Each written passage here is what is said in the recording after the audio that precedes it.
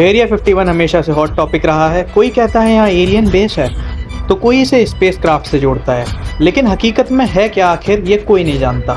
यहाँ पर किसी को जाने की परमिशन नहीं है। जगह जगह वार्निंग बोर्ड्स लगे हैं जिन पर लिखा है कि यहाँ जाना मना है। अगर कोई इस एरिया में घुसने की कोशिश करता है तो अंजाम बहुत बुरा होगा, जान भी जा सकती है।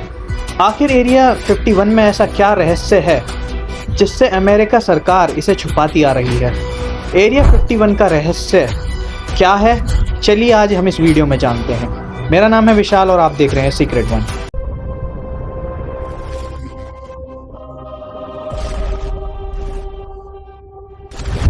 दोस्तों, एलियंस का नाम सुनते ही हमारे दिमाग में सबसे पहला नाम एरिया 51 का आता है, क्योंकि समय समय पर यहाँ एलियंस होने का दावा किया गया है। इस हवाले से YouTube पर आपको ऐसे कई वीडियोस देखने को मिल जाएंगे जिनमें एरिया 51 के आसपास एलियंस और उसके UFO देखे जाने का दावा किया जाता है। हालांकि इन वीडियोस में कितनी हकीकत है और कितनी कहानी, इसके बारे में कुछ कहा नहीं जा सकता, मगर इतना ज़रूर है कि वहाँ कुछ तो ऐसा है जो काफ़ी सीक्रेट है। सबसे पहले तो आपको बता दें कि एरिया 51 एक secret US air force military installation है जो अमेरिका के नवाडा में लास वेगास से 133 किलोमीटर दूर स्थित है। यहाँ रहस्यमय जगह रेगिस्तानों के बीचों बीच है, जहां आम इंसानों की एंट्री बैन है। अगर कोई गलती से इस एरिया के आसपास चला जाता है तो उसे वहां चेतावनी से भरे कई बोर्ड मिल जाएंगे, जिसके बाद शायद ही कोई अंदर जाने की कोशिश करेगा। इसी वजह से एरिया 51 लंबे समय तक रहस्य बना हुआ है। कुछ लोग कहते हैं यहाँ एलियंस अंतरिक्ष यान है, वहीं कुछ लोगों का कहना है कि इस जगह पर अमेरिका को एक एलियन का शव मिला था, जिस पर यहाँ कई सालों से परीक्षण चल रहा है और न जाने कितने ही दावे लोगों द्वारा यहाँ पर किए गए हैं। लेकिन इस रहस्यमय जगह की सच्चाई इतिहास में कहीं अधिक गहराई से छिपी हुई है। आपको बता दें कि साल 2019 में एरिया 51 को लेकर एक बड़ी दिलचस्प बात सामने आई थी, जिसमें बॉब लाजार नामक एक आदमी ने कुछ ऐसा बयान किया था जिसे सुनकर पूरी दुनिया में हलचल मच गई। अगर आप इसके बारे में नहीं जानते हैं तो आपको बता दें कि लाजार अमेरिकन कॉन्स्पिरेशन थ्योरियां करते हैं कि उन्हें 1980 के दशक के अंत में अलौकिक तकनीक को रिवर्स इंजीनियरिंग के लिए रखा गया था। इस पर बॉब लाजार का कहना है कि सरकार ने उन्हें एरिया 51 में एलियन टेक्नोलॉजी पर काम करने का कॉन्ट्रैक्ट दिया है, लेकिन बाद में उनका यह बयान झूठा साबित हुआ। मगर इनकी बातों से मैटी रॉबर्ट्स नाम का एक स्टूडेंट इतना प्रभावित हुआ कि उसने एरिया 51 में जाने का डिसीजन लिया। इस काम को अंजाम देने के लिए मैटी ने एक फेसबुक इवेंट बनाया जिसका नाम था storm area 51 they can't stop all of us. और देखने वाली बात यह थी कि इस इवेंट के बनते ही इससे 2 मिलियन लोग जुड़ गए। इस इवेंट में उसने ऐलान किया था कि वह सब लोगों के साथ मिलकर एरिया 51 में घुसपैठ करेगा। ये केवल एक मजाक था, पर लोगों ने इसे सीरियस ले लिया। इस बात का पता चलते ही मैटी घबरा गया। उसने एक फ़ौरन सूचना जारी की और कहा कि यह महज एक मजाक था। अगर कोई एरिया 51 में जबरन घुसने की कोशिश करता है तो उसमें उसका कोई लेना देना नहीं है। इस बात का US गवर्नमेंट तक पहुंचना जरूरी था, इसलिए उसने एक पोस्ट भी की जिसमें यह सब लिखा हुआ था। हालांकि यहाँ तक पहुँचना काफ़ी टफ था, क्योंकि यहाँ आसपास ना तो कोई CNG पंप है और ना ही कोई पेट्रोल पंप, और तो और यहाँ दिन के समय काफ़ी गर्मी भी रहती है। और आप लोगों को सुनकर हैरानी होगी कि एरिया 51 में लोगों का धावा बोलने का प्लान बाद में एक म्यूज़िक इवेंट में तब्दील हो गया और उसकी थीम एलियंस थी। एक और चौंकाने वाली बात सामने आई और वह यह थी कि मिलिट्री ने यहाँ 30,000 लोगों के आने का अनुमान लगाया था, मगर असलियत में वहाँ केवल 6,000 लोग ही पहुँचे। यहाँ जाने वाले लोगों का अंदाज़ा था कि एरिया 51 के आसपास ठहरने की कोई सुविधा नहीं है, इसलिए वे अपने साथ टेंट और चेयर आदि लेकर आए। दिलचस्प बात तो ये देखिए कि इस इवेंट में आने वाले लोगों से ज़्यादा वहाँ पुलिस कर्मियों की संख्या थी। जैसा कि सब लोगों को लग रहा था कि यह लोग एरिया 51 में घुसपैठ करने की कोशिश करेंगे, मगर ऐसा कुछ नहीं हुआ। उन लोगों ने केवल यहाँ पार्टी में मौज मस्ती की और फिर वे लोग आराम से लौट गए। मगर इस दौरान सरकार को काफ़ी नुकसान हुआ, क्योंकि उन्होंने सुरक्षा के लिहाज से इतने सारे पुलिसकर्मी जमा किए थे कि उनकी कीमत 3 लाख पड़ी, जिससे सरकार को काफ़ी नुकसान पहुंचा। और एरिया 51 के पास रेचल नाम का एक छोटा सा गांव है जिसकी आबादी महज 54 है। कहते हैं ये इलाका इतना सीक्रेट इसलिए है क्योंकि यहाँ Nevada test and training range है और यह 12,000 किलोमीटर से भी ज़्यादा एरिया में फैला हुआ है। और इसके अलावा पास में एक और रिस्ट्रिक्टेड एरिया है जिसका नाम नवाडा टेस्ट साइट है, जहां अमेरिका ने पहली बार परमाणु हथियार का परीक्षण किया था। पत्रकार एनी जैक्सन ने अपनी किताब area 51 uncensored history of America top secret military base में इससे जुड़े चीज़ों के बारे में बताया है। उन्होंने कहा है कि आधिकारिक तौर पर अमेरिका सरकार ने कभी एरिया 51 के अस्तित्व को स्वीकार नहीं किया। कई वर्षों तक यह क्लासिफाइड रहा। जैक्सन ने आगे किताब में लिखा है कि इस इलाके की गोपनीयता एलियन के कारण नहीं है, बल्कि परमाणु परीक्षण और हथियारों के विकास की वजह से है। उनका कहना था कि परमाणु ऊर्जा आयोग, रक्षा विभाग और CIA सहित विभिन्न एजेंसियों ने विमान और पायलट से जुड़ी परियोजनाओं पर सीक्रेट तरीके से रिसर्च करने के लिए इस एरिया को चुना था। उनमें से एक ऑपरेशन प्लम्बम था। किताब में बताया गया कि 1957 की गर्मियों और शरद ऋतु के दौरान सेना की तैयारी आकस्मिक परमाणु विस्फोट और जीवन पर न्यूक्लियर फॉलआउट का प्रभाव जानने के लिए ऑपरेशन प्लॉप चलाया गया। इसके तहत 29 वायुमंडलीय परमाणु विस्फोट किए गए थे।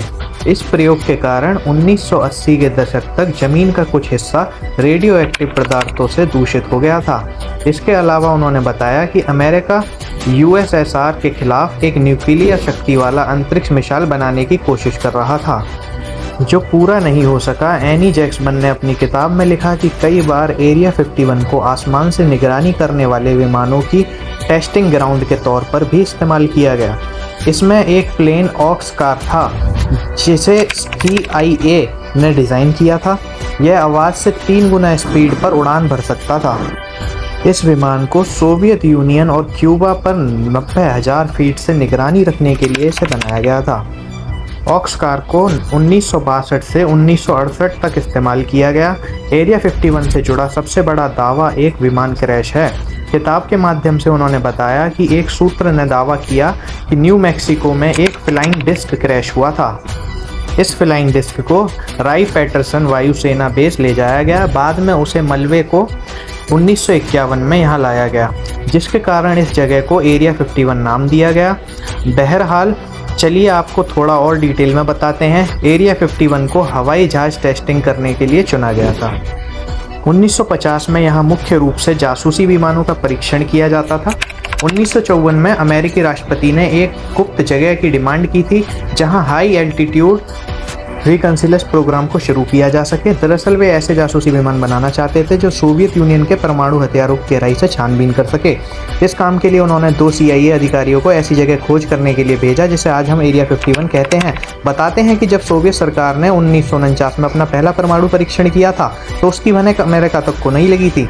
उस वक्त आम अमेरिका के लिए ये पता लगाना काफ़ी मुश्किल था, क्योंकि उनके पास किसी तरह की कोई टेक्नोलॉजी नहीं थी। इसके बाद 1953 में अमेरिकी राष्ट्रपति ने CIA का एक सीक्रेट प्रोग्राम बनाया और उसका नाम प्रोजेक्ट एक्वाटोन रखा। इसके तहत एक ऐसा एरोप्लेन बनाना था जो 21,000 किलोमीटर की ऊंचाई पर आराम से उड़ सके और उसे कोई रडार डिटेक्ट ना कर सके। साथ ही विमान 4800 किलोमीटर तक उड़ा भर सकता हो और वो भी बिना फ्यूल के। इसके ऊपर 320 किलो के कैमरा सेट भी स्थित किए गए। इस प्लेन का नाम U-2 स्पाई प्लेन, यह अमेरिका का पहला स्पाई प्लेन था। इस प्लेन की मदद से अमेरिका गैर कानूनी तरीके से कई सालों तक सोवियत यूनियन पर नज़र रखने लगा, लेकिन एक दिन सोवियत यूनियन को इसकी भनक लग गई और उन्होंने फ़ौरन 1 मई 1960 के दिन एक मिसाइल के जरिए खास विमान को नीचे गिरा दिया। इस घटना के बाद भी अमेरिका नहीं माना और उसने एक और ऐसे विमान का निर्माण किया जो पहले से कहीं ज़्यादा मजबूत था। इस विमान को AR-71 ब्लैक बर्ड नाम दिया गया। इसकी अधिकतम स्पीड 3400 किलोमीटर प्रति घंटा है और यह 24,000 किलोमीटर की ऊंचाई पर उड़ने में सक्षम है। अमेरिका और सोवियत यूनियन के बीच चल रहे शीत युद्ध के दौरान ऐसे विमान को गुप्त रखना बेहद ज़रूरी था। इसलिए CIA कंस्पिरेशन थ्योरी का सहारा लेती है और हर तरफ UFO उड़ने की अफवाह को बढ़ावा देने लगती है। इसी तरह की बातें सुनकर लोगों को यह भी लगने लगता था कि यह एलियंस विमान है, जबकि असल में वह अमेरिका के सीक्रेट विमान थे। 1970 में एलियन से संबंधित इन अफवाहों का काफ़ी इस्तेमाल किया गया, क्योंकि SR-71 ब्लैक बर्ड को अभी टेस्ट करना बाकी था। मगर CIA इन अफवाहों को ज़्यादा दिनों तक इस्तेमाल नहीं कर सकती थी, क्योंकि इससे लोगों में डर की स्थिति पैदा हो सकती थी। 1994 में अमेरिका एयरफोर्स ने खुलासा किया कि जिसे पहले उन्होंने वेदर बलून बताया था, वह असल में एक न्यूक्लियर सर्विलेंस बलून था। यह एक स्पाई डिवाइस था जिसे प्रोजेक्ट मोगल के तहत बनाया गया था। सोवियत न्यूक्लियर टेस्टिंग की साउंड का दूर से पता लगाने के इरादे से इसे तैयार किया गया था। लेकिन परेशानी यह थी कि सरकार इससे पहले कई बार झूठी अफवाहें उड़ा चुकी थी, जिसकी वजह से लोगों को इस बात पर भरोसा नहीं था। यही कारण है कि लोगों के मन में यूएफओ को बाहर निकालना मुश्किल हो गया। इसीलिए आज भी लोग एरिया 51 को एलियन से जोड़कर ही देखते हैं, लेकिन हकीकत क्या है ये आप जान ही गए हैं। आज भी एरिया 51 में विमानों की टेस्टिंग जारी है। आशा करता हूँ दोस्तों आप सभी को ये जानकारी, ये वीडियो पसंद आई होगी।